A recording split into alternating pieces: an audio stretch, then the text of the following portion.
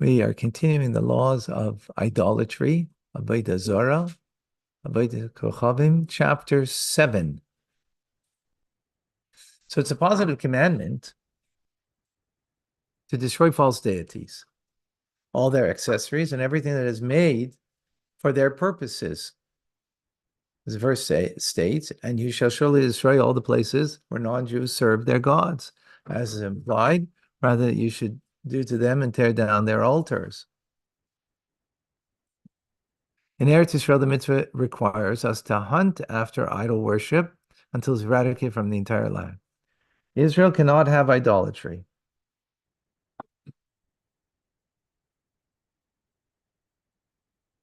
Right? In the diaspora, however, we're not required to hunt it after it. Rather, whenever we conquer a place, we must destroy all the false deities contained within.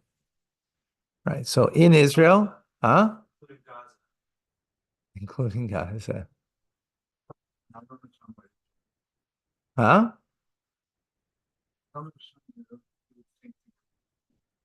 Well, by the way, Islam is not idolatry because they believe in Muhammad as a prophet, right? So Islam is not idolatrous, or for them at least, right? For a Jew it is, but not for a Muslim to believe in Muhammad as a prophet, right? That's not idolatrous because they're not believing him as a god, right? That's idolatry. Okay, verse no, I mean halacha 2. It is forbidden to benefit from false deities, their accessories, offerings for them, or anything made for them, as implied by the verse. Do not bring an abomination to your home.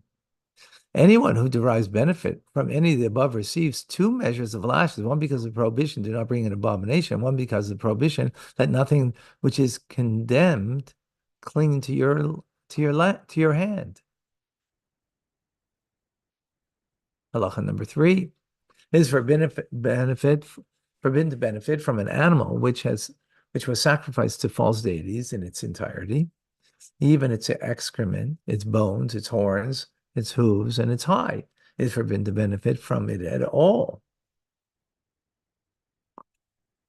To cite an example, a hide of an animal which is marked by the sign that indicates that it was offered as a sacrifice to false deities. It has a round hole in the place of the heart, through which the heart is extracted, which was a common practice of idolaters. It's forbidden to benefit from all of these hides and others of the like. Yeah, I mean, these are obviously things that we're not familiar with that might not even be done today. Halacha 4. What is the difference between an idol belonging to a non-Jew and an idol belonging to a Jew? It's forbidden to benefit from an idol belonging to a non-Jew immediately after its fashion, as implied. You should burn the sculptures and the gods with fire. They're considered gods as soon as they've been sculpted. Contrast, it's not forbidden to benefit from a Jew's idol until he worships it. Now, it's not intrinsic, right? It's only once you've worshipped it, Yeah, that's the problem. then it becomes intrinsic. You can make an idol. Does it become an idol when it's worshipped, or That's you what make it, an idol? that's what it's for a Jew, Okay. I guess. Okay. Yeah, for a Jew, it becomes only when you worship it.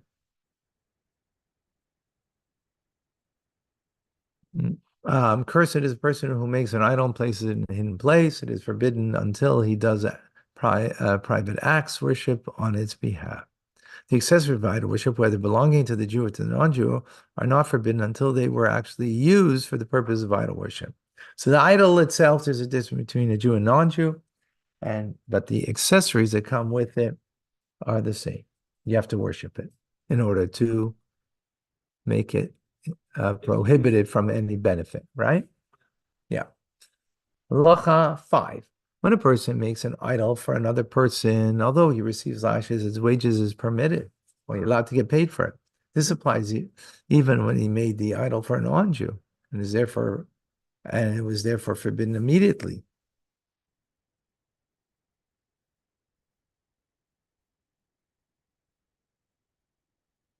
I don't know what it means forbidden immediately. Does it say anything there? I mean, I think Because it wouldn't be forbidden until he gives it to him or sells it to him. I think, no, it says immediately after it's fashioned. So the moment you make it, you're forbidden to like Because you're making it, derive benefit from but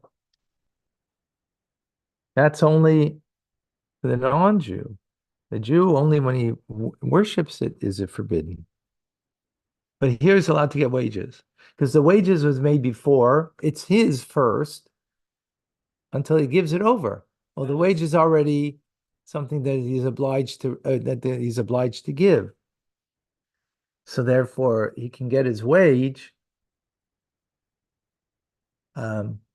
But even if he gets paid before, the moment it said, because it said earlier in the halakha number 3, I think, that immediately after it's fashioned, it's That's only if a non-Jew fashioned it. If a Jew fashioned it, you have to serve it in order to be forbidden. So you could make it and sell it to a non-Jew and Get paid. Yeah. I mean, I think he's going to say that there's a whatchamacallit, there's a prohibition in that and doing that, but you can still get the benefit. Questions here about benefit. Yeah. Can you derive any benefit? That's the issue. Right. What is the rationale of the latter decision? The idol is not forbidden until it's completed, and the hammer stroke which completes it is not worth a penny.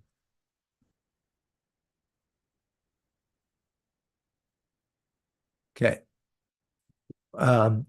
Following rules apply when a person buys scrap metal from a non-Jew and finds idols within it. If he's has already paid the money, but has not taken possession of it, he should return it to the non-Jew. The same rules apply if he took possession of it, but did not pay the money.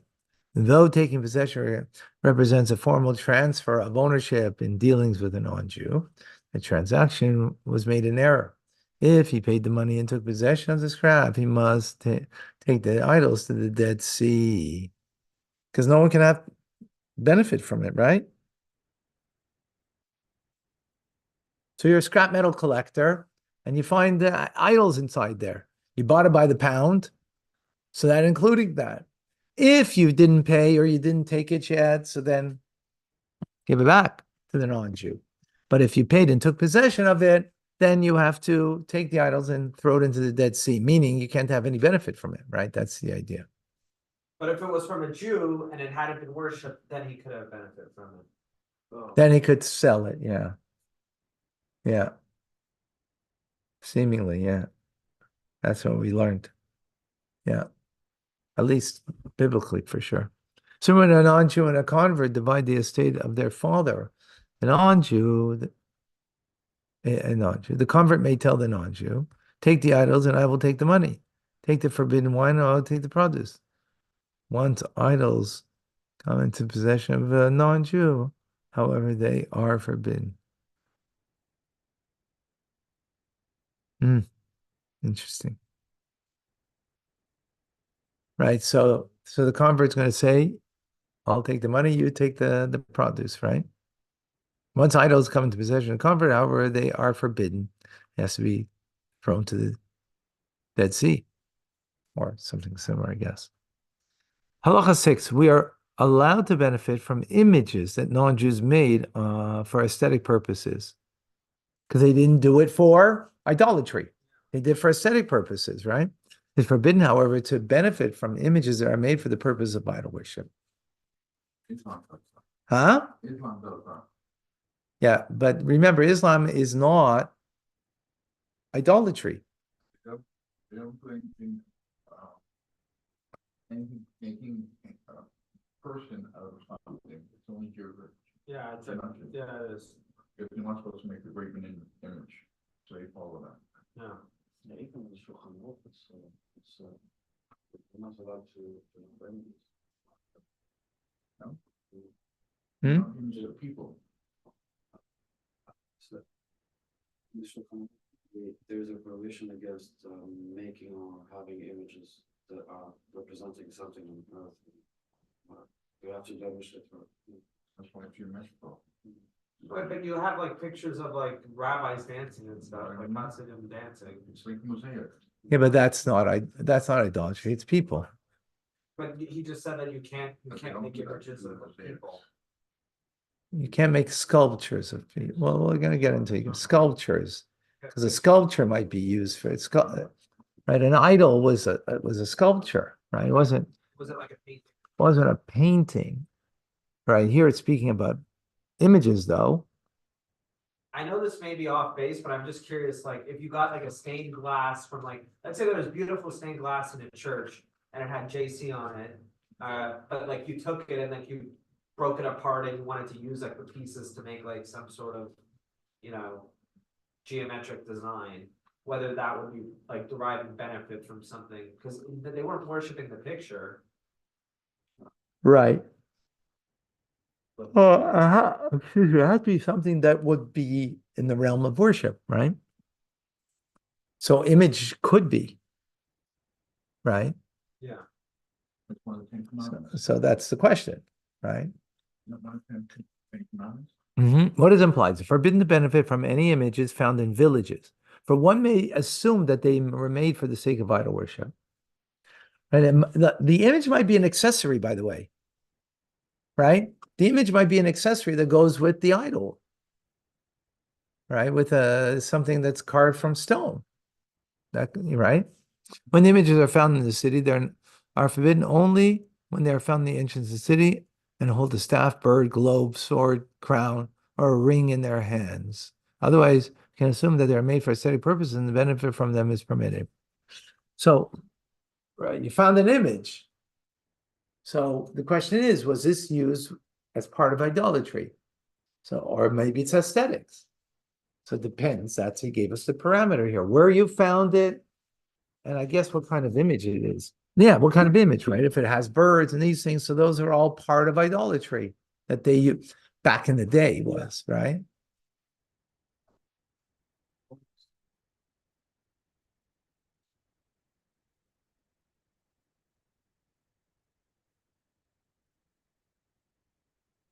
Okay. Halacha number 7, statutes.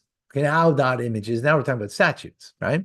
Of false deities that are found discarded in the marketplace or in scrap metal heap are permitted. Needless to say, this applies to pieces of statutes. In contrast, should one find a hand, a foot, or another limb from the form of one of the constellations of celestial signs, it is forbidden to benefit from it, since one knows that this limb is one of the images that was worshipped. But I'm very confused. I'm also confused. The prohibition, the prohibition against benefiting from it remains until one knows that the Gentiles who worshipped it nullified it. So the way I'm understanding this is that the sculpture, does it say anything there? It's this, Statues of false deities which are found discarded in the marketplace. No, well, we just read that. Is there any notes on the bottom on that? Our text follows the published text of the Mishnah Torah, the words of the false deities, and several of the other points. In this halacha appear on the printed Egyptians, which are okay. It's not saying anything. Here, I just want to look that up because it's a good question. 138.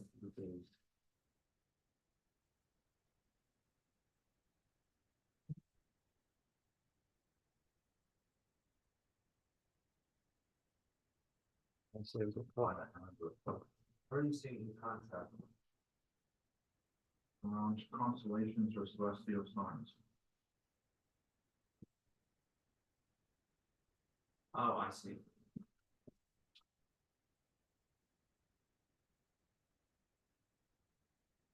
Okay, that's what I thought. The fact that it was discarded means that they're not worshiping it anymore. Yeah. Otherwise, they'd be worshiping it. Yeah. They wouldn't discard it. Not really an idol. So yeah, they nullified its right, and therefore you can have benefit from it. That's the issue. We're talking about here is benefit, right? Yeah. You can find it itself. Yeah. So someone Or break it down the metal and Yeah. use it for something else.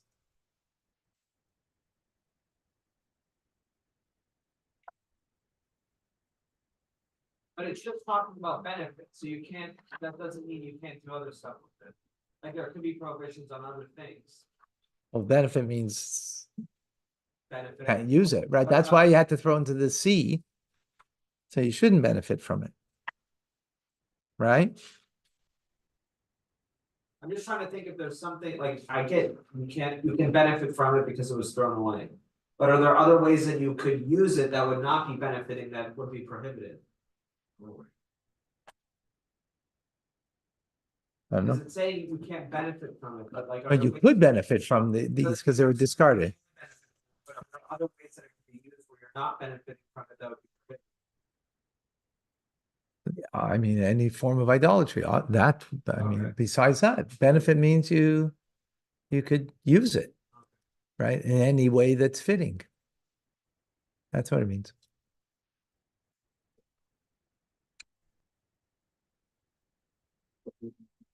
We can't like put it at home like as a decoration or something. Yeah. We're going to get into those issues later, about what you could and what you can't. Now we're just talking about one point. Can you have any benefit from it? That's the issue at hand, right? We didn't define what is something you could have in your home, you can't have in your home, that we didn't get into, right? We'll see. That, for example, you make an image of a person, you make a statue of a person. I was yesterday giving out matzah. I was in a place, and there was two statues of Achilles, right? So I was thinking, oh, do I have to break this idolatry?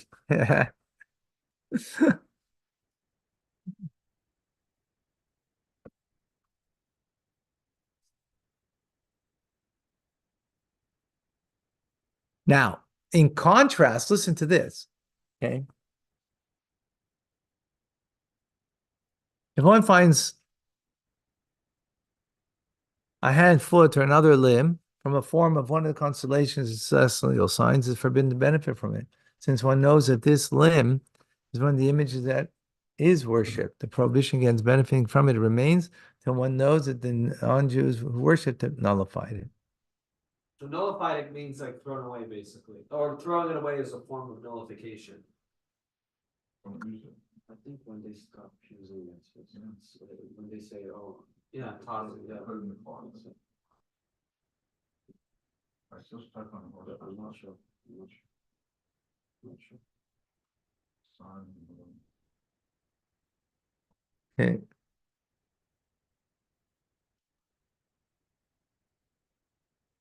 Because if you found the foot or you found these things, right, that's, something that came off, I guess, and it wasn't nullified.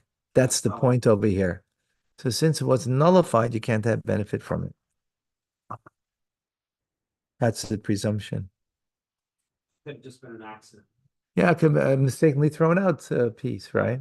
When it's a whole sculpture, right, statue, so you know that it was thrown out, it was discarded as an idol, right? Because they wouldn't throw out an idol, right? Since one knows that this limb is one of the images that is worshipped, prohibition against benefiting remains until you know otherwise. It was nullified. That was actually nullified. Halacha 8. We're going to do this halacha and I have to end over here. Okay, the following laws apply when a person finds an article which has the form of the sun, the moon, or the dracon upon them. If they are golden or silver object or silk garments,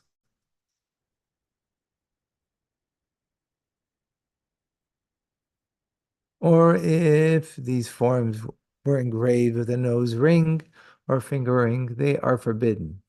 If these forms are found in any other articles, they are permitted, since we assume that they are made for aesthetic purposes. Similarly, we may assume that any other form which is found on an article is intended for aesthetic purposes, therefore the article is permitted. So during idol worship, they were using gold, silver, silk, nose rings, finger rings. Some places. Something like that, yeah.